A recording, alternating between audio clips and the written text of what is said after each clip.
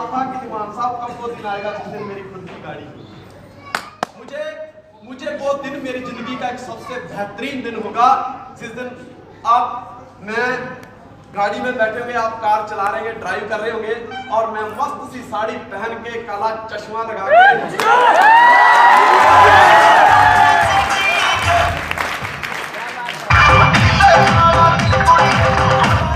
कब आएगा वो दिन जिस दिन मेरे बच्चे एक एसी कार में स्कूल में जाएंगे और एसी स्कूल होगा उनका। कब वो दिन आएगा?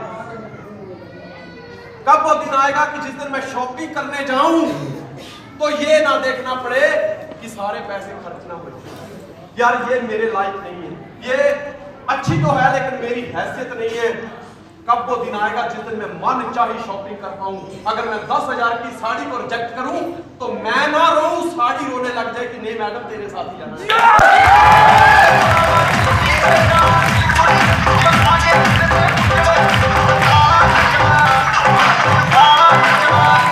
कब वो दिन आएगा जनरल में बैठते बैठते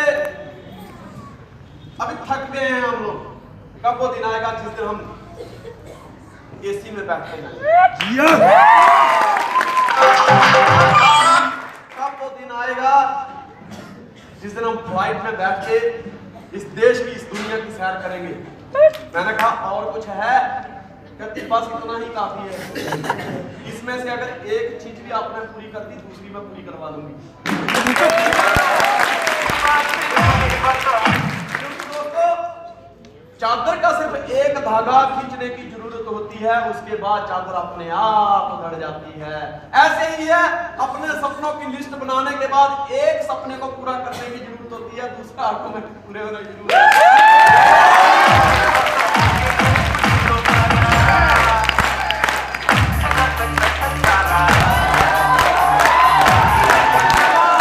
बताना मेरा काम था और पूरा करना आपका काम है। Yes sir. दोस्तों, इतनी बात उसने कही, मुझे, मैं पूरा दिन मेहनत करके थक गया था, खूब नींद आ रही थी, लेकिन इतनी बात कहते ही होश हो गई, लेकिन मैं जाग गया। अब से जागा हुआ 15.5 साल हो गए, नींद नहीं आती। पहले तो इसलिए नींद नहीं आती थी कि एक घर बनाना है, बीवी को एक बहुत बड़ा बंगला गिफ्ट करना है, पिताजी के लिए, माता पिताजी के लिए कुछ करना है, भाई बहनों के लिए कुछ करना है, बच्चों के लिए कुछ करना है। लेकिन सब पूरा करने के बाद आज नींद इसलिए नहीं आती क्योंकि अपनी टीम के लिए कुछ करना है।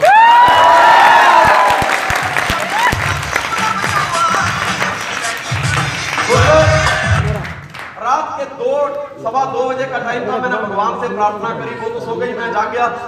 मैंने भगवान से प्रार्थना करी कि हे प्रभु, मुझे बस एक मौका दे दे, एक चांस दे दे, एक मौका दे दे, पर मुझे सिर्फ मेरे ही सपने पूरे हो ऐसा मौका नहीं चाहिए, मैं और लाखों लोगों के सपने पूरे कर सकूं, मुझे ऐसा मौका देना।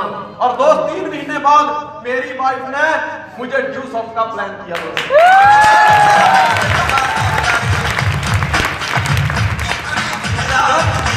जब मुझे जूस ऑफ का प्लान हुआ तो मैं उसकी तरफ देख रहा था, प्लान को नहीं समझ पा रहा था। मुझे कहते दीवान साहब, मैंने तो यही रहना है, लेकिन ड्यू सॉफ्ट अगर एक बार हाथ से निकल गई तो दोबारा मौका नहीं मिलेगा। मैंने कहा बात सही है, लेकिन दोस्तों दैट टाइम मैं नहीं जानता था कि नेटवर्क इंडस्ट्री की ताकत क्या है। मैं नहीं जानता था कि जितनी तरक्की इंसान ने इन पिछले 50 सालों में की है, इतनी तरक्की पिछले 5000 वर्षों तक में नहीं हुई।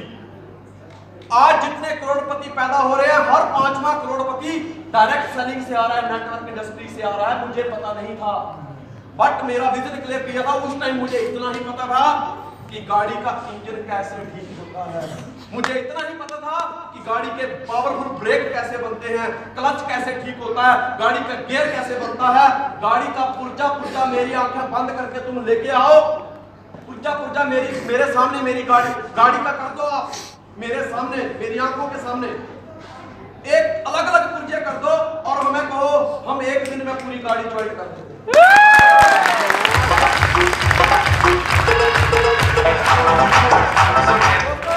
बिगड़ी रंग ठीक करके भेजते थे। खिलरी हुई गाड़ियां, पुर्जा पुर्जा गाड़ियों का हमारे पास आता था। हम पुर्जे को जोड़ जोड़ के एक गाड़ी बना देते थे। जब प्लान हुआ एक चीज समझ आ गई कि साला वहां भी जोड़ना है, यहां भी जोड़ना है।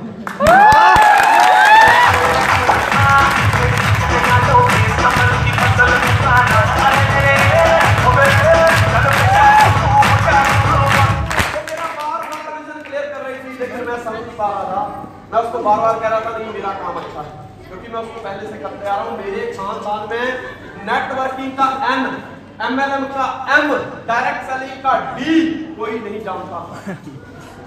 मुझे इसलिए ये मुश्किल लग रहा था। मैंने कहा ठीक है जो मैं कर रहा हूँ वो सही है, मुझे नहीं करना है। उसने एक स्माइल पास करी, मुझे कहती है क्या पूरी जिंदगी किराए के मकान में रहना। जैसे ये बात बोली ना, मैं दोबारा बोली, रात याद आ गई।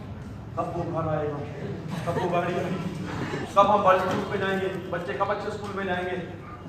मेरे बेटे के सामने, मेरा बेटा 1.5 साल का था, उसके सामने मुझे कहती है इसने क्या किया जो आपके घर में जन्म ले लिया।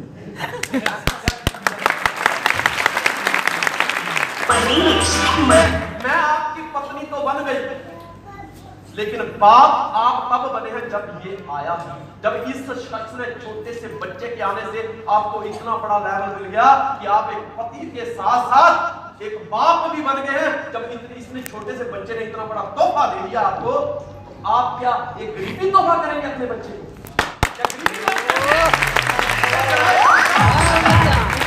क्या अपने बच्चे को किराए का मकान गिफ्ट करेंगे, अपनी दास्तान गिफ्ट करेंगे? फिर समारी किया पूरी जिंदगी किराए का मकान भी रहना है।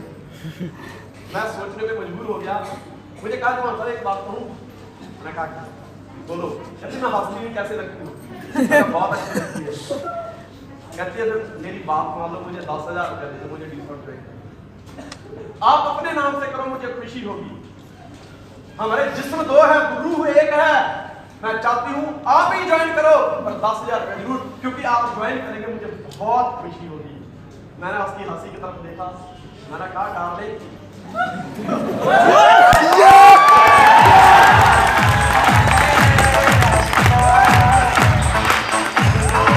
खुश रहे as a husband, as a chief of home, घर का मुखिया होने के नाते, बड़ा होने के नाते, एक पति होने के नाते, एक बाप होने के नाते मेरा फर्ज बनता है कि मैं अपनी पत्नी और अपने बच्चों की मां को खुश रखूं।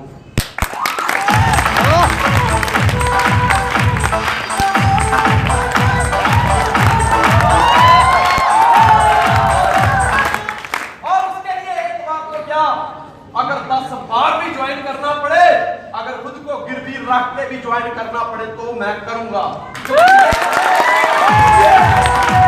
मेरे लिए इंपॉर्टेंट 10,000 रुपया नहीं है, मेरे लिए इंपॉर्टेंट परिवार की खुशी है, तेरी खुशी है।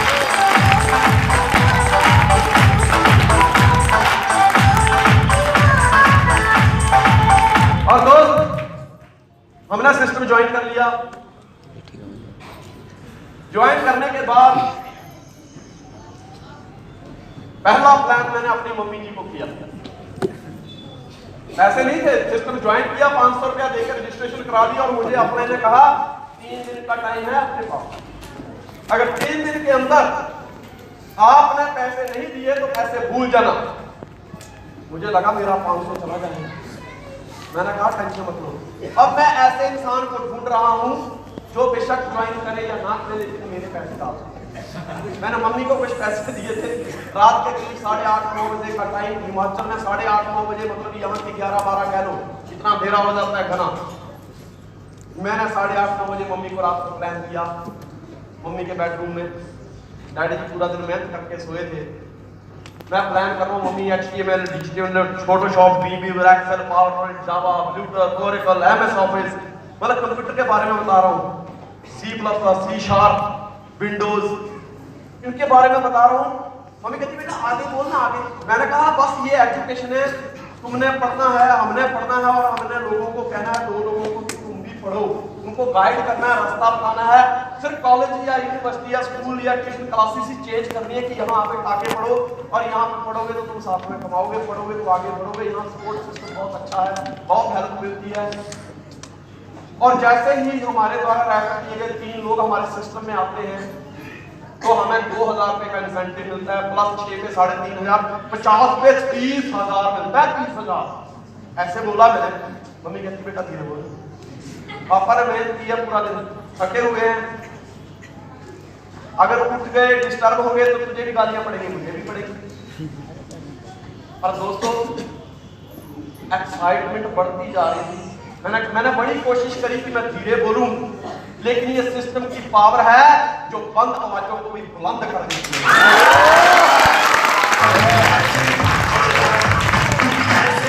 ये सिस्टम की पावर है जिसमें गूंगे बोलने लग जाते हैं, बहरों को सुनाई देने लगता है, बाल उगलते हैं, लंगड़ा दौड़ने लगता है और अनपढ़ इंग्लिश बोलने लगता है।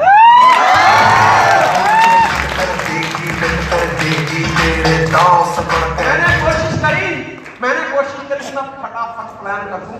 धीरे तो मैं बोल नहीं पाऊंगा और जोर जोर के अगर मैं लंबा प्लान खींचूंगा तो पता नहीं क्या होने वाला है, पापा उठ ना जाएंगे। तब तो मुझे भी लग रहा था। मैंने फटाफट मैंने कहा देखो मम्मी जी, पहले महीने 2, दूसरे में 4, 8, 16, 32, 34, 116, 216, 512, 1024, 2028, 4190 और 6 लाख महीने का, 1.5 लाख हफ्ता, 20,000 रोज का। पिता ने 400 की बोले बेटा कितना मेरी एंट्री डाल दे। मैंने आपकी एंट्री डलवाने के लिए प्लान नहीं किया, मेरी एंट्री डलवाओ, पैसे नहीं मिले। पिताजी ने मेरी तरफ देखा, पता नहीं मतलब हंस रहे थे या गुस्सा हो रहे थे, मुझे समझ नहीं आ रही थी। बस ना थोड़े हंस रहे थे, थोड़े गुस्सा भी ऐसे। मैं क्या देख रहे हो, चादर उठाई, सो गए, थोड़ा सा मुंह ऐसे करके मुझे कहते बेटा इधर आ। मैं क्या कहता, जिंदगी एक जंग है, जारी रखो। और चादर तान के सो गए। मेरे को एकदम ऐसा लगा कि क्या बोल दिया। मैंने बोला पिताजी कहते क्या? मैं कहा जिंदगी एक जंग है तो याद रखना आपका बेटा भी दबंग है।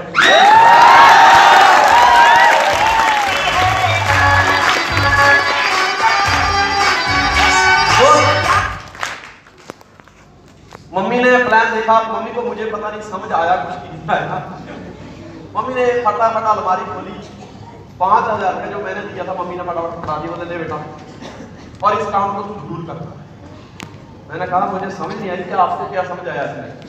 कहती मुझे और कुछ समझ नहीं आया, पर इतना समझ आया कि ये काम तेरे लायक है, तू इसी के लिए बना है, तू इसको बेहतर कर सकता है, क्योंकि ये बोलने वालों का काम है और तुझे बोलना बहुत अच्छा है।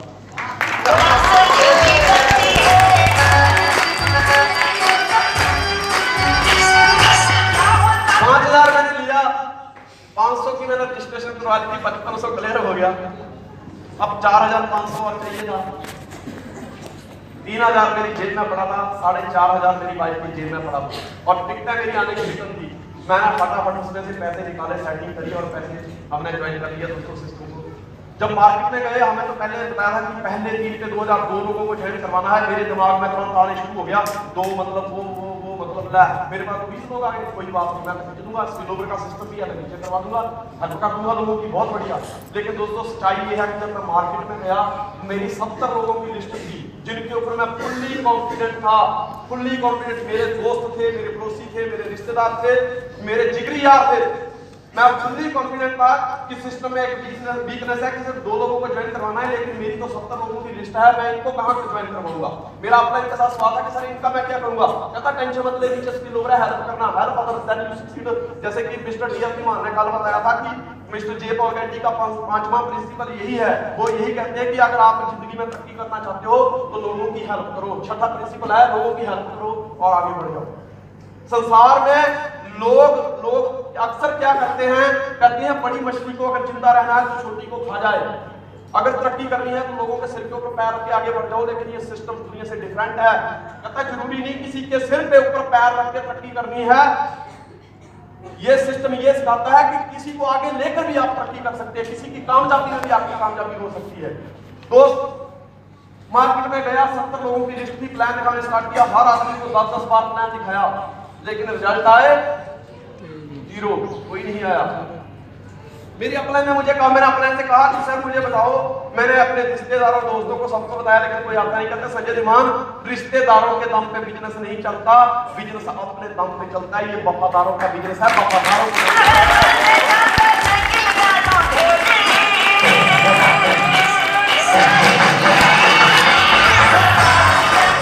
और उन्होंने एक बड़ा अच्छा एग्जाम्पल दिया कि संजय धीमान, मैं तुझे इसका जिंदा जागता उदाहरण दे सकता हूँ, फुल गारंटेड, स्टैम्प पेपर के ऊपर लिख ले। मैंने कहा मतलब, कहते रिलायंस इंडस्ट्री, धीरू भाई अंबानी उसके मालिक, कितने रिश्तेदारों ने उसको कामयाब किया, लिस्ट में नाम है? कहता नहीं। कहता बिल गेट्स, कभी बाप का नाम दिया कि उसकी वजह से मैंने तरक्की कर ली। फैसले खुद लेने पड़ते हैं और उसके ऊपर चलना पड़ता है, विश्वास करना पड़ता है, आगे बढ़ना पड़ता है, जोश लगाना पड़ता है, तब जाके तरक्की होती है। बहुत कुछ आगे स्टैंड करना पड़ता है, तब तरक्की मिलती है। रिश्तेदारों और दोस्तों के दम पे कोई तरक्की नहीं करता। और इसका जिंदा जागता एक सबूत और देता हूँ। मैंने कहा बताओ। कहता जब रामायण हुई थी उसमें 2 मुख्य किरदार थे, एक राम और एक रावण। रावण अपने रिश्तेदारों, दोस्तों और वफादारों के दम पे लड़ा था, जो उसके खास थे उनके दम पे लड़ा था, रिश्तेदारों के दम पे लड़ा था। लेकिन राम का कोई रिश्तेदार नहीं था, वो बांदर सेना लेके गया था विश्वास के साथ कि मुझे पता है कि जंग हमेशा रिश्तेदारों के दम पे नहीं, अपने दम पे जीती जाती है।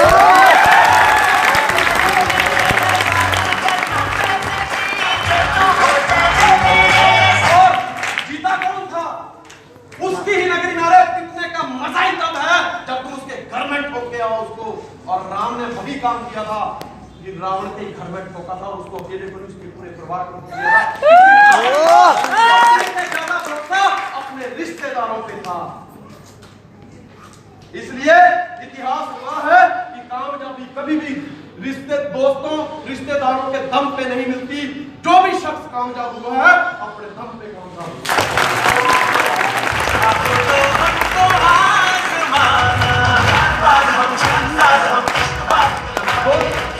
70 लोगों की लिस्ट थी, कोई कामयाब मतलब कोई बंदा मेरे साथ नहीं आया। मन में एक विश्वास बना लिया, कोई टेंशन नहीं, ये 70 लोगों को मैं करके दिखाऊंगा। दोस्त मैंने प्लान करने शुरू कर दिए। मार्केट में कई नेगेटिव पॉजिटिव लोग मिले, कई बार जिंदगी में झटके लगे, पर कहते हैं ना कि जब तक नहीं लगेंगे झटके तब तक कुछ नहीं कर सकते हटके।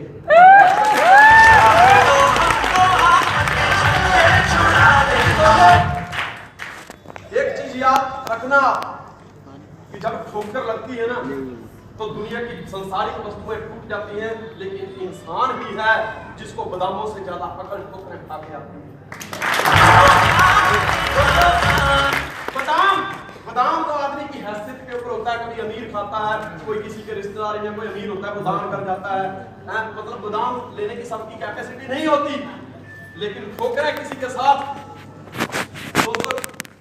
पक्षपात नहीं करती, वो चाहे गरीब हो चाहे अमीर हो, उसकी औकात के हिसाब से सबके दरवाजे पे ठोकरें सबको मिलती है। दोस्त ऐसे कई मतलब उतार चढ़ाव आए जिंदगी में, आगे बढ़ते गए, हमने कभी पीछे मुड़ के नहीं देखा। पिछले कल जो गलतियां हुई हमने कभी भी आगे गलतियों को दोहराया नहीं, उससे बेहतर परफॉर्म किया और दोस्त बढ़ते चले गए। आज टीम इंडिया ही नहीं बल्कि पूरे वर्ल्ड में फैल चुकी है। आज हिंदुस्तान में जब सूर्य निकलता है तो इनकम रुपयों में आती है।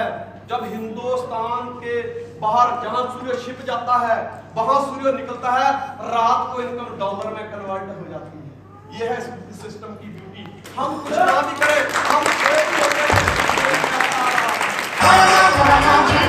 लाखों लोगों की टीम है दोस्तों। पिछले कल से हम यहाँ सेमिनार लगा रहे हैं, आज 4.25 लाख के करीब टीम है और ऐसे कम से कम एवरी डे, संडे के अलावा, संडे को तो कम से कम हमारी टीम में 70 से 80 सेमिनार लगते हैं, लेकिन उसके अलावा every week every day seminar हो रहे हैं। आज टीम साइज इतना बड़ा हो चुका है, इतने बड़े डायमंड हमारी टीम में आ चुके हैं, इतने मतलब अचीवर टीम में हैं कि आप उनकी गिनती करना बैठो तो भी एक दिन कम पड़ जाएगा। इतनी बड़ी टीम हो चुकी है। आज 6410 माइल कंप्लीट करके आपके सामने कंपनी की नंबर 1 पोजीशन है।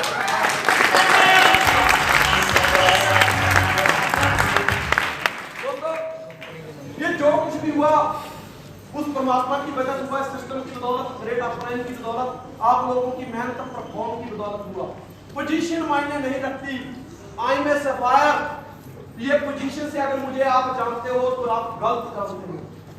But I am a sapphire, किन किन मुश्किलों से फाइट करके मैं यहां पहुंचा हूं, अगर ये जान के मुझे जानते हो तो आप सही जानते हो। मैं हमेशा कहता हूं कि जिसको स्माइल करने आ गया उसको स्माइल करना। दोस्तों एक बार क्या होता है, एक पंडित जी, उनकी मृत्यु हो जाती है और ऊपर चले जाते हैं स्वर्ग में, और कभी काफी लंबी लाइन होती है तो वो लाइन में खड़े हो जाते हैं। पंडित जी क्या देखते हैं कि उनके आगे एक बंदा मस्त जीन्स वीन्स पहन के, एकदम काला गोगल्स पहन के, हेयर स्टाइल मस्त बना के बंदा आगे खड़ा है। तो पंडित जी उसको पूछते तुम कौन हो? कहता है ड्राइवर, मैं ड्राइवर हूं। कहता मैं रोडवेज की बस चलाता हूँ, बिहार रोडवेज की बस चलाता हूँ, और मैं ये समझ लो कि देवगढ़ से जमुई पटना होते हुए वापिस मैं देवगढ़ आता हूँ। बोले अच्छा कोई बात नहीं। तो पंडित जी के मन में ये चीज आ रही है कि ये तो पक्का नरक नहीं है, मैं स्वर्ग में जाऊंगा। इतने में धर्मराज ने चित्रगुप्त से पूछा कि ये कौन? बोले सर ये देवगढ़ का ड्राइवर था। ऐसा ओ समय कहते तू तो क्या बात है। कहता ये पकड़ सोने की चादर और सोने का महल, वहां चला जा और आराम से अपनी जिंदगी को जी जा, स्वर्ग में मजे कर। धर्मराज ने चित्रगुप्त से पूछा ये कौन? पंडित कहता सर मैं पंडित, प्रभु मैं पंडित, मैंने 40 साल आपकी बड़ी तपस्या करी और लोगों को आपके बारे में बहुत कुछ बताया। पंडित जी कहते ये पकड़ चांदी की चादर और 4 चांदी के महल में चला जाता। पंडित कहता है यार क्या बात करते हो, मुझे चांदी की चादर चांदी का महल, उसको सोने की चादर सोने का महल, वो तो ड्राइवर है, उसने ऐसा क्या कर दिया? कहते प्रणाम प्रणाम पंडित जी प्रणाम। कहते क्या प्रणाम?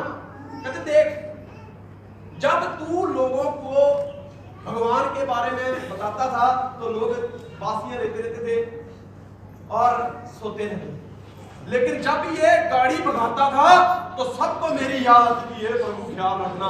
तो बोलते देख यहाँ पोजीशन नहीं देखी जाती, परफॉर्मेंस देखा जाता है।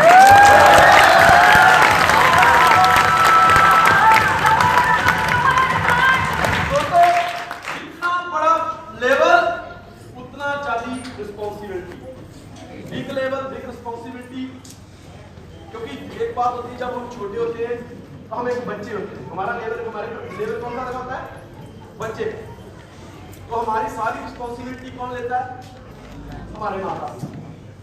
फिर क्या होता है, हम बैचलर होते हैं, बड़े होते हैं, स्टूडेंट बन जाते हैं, तो थोड़ी जवाबदारी, स्टूडेंट लाइफ में हमें सिखाया जाता है कि जवाबदारी, अपना होमवर्क, अपना स्कूल का ड्यूटी, ड्रेस कोड, सफाई, बिजनेस जो भी करना है वो अपने को एक रिस्पॉन्सिबिलिटी दी जाती है स्कूल में, स्टूडेंट लाइफ में।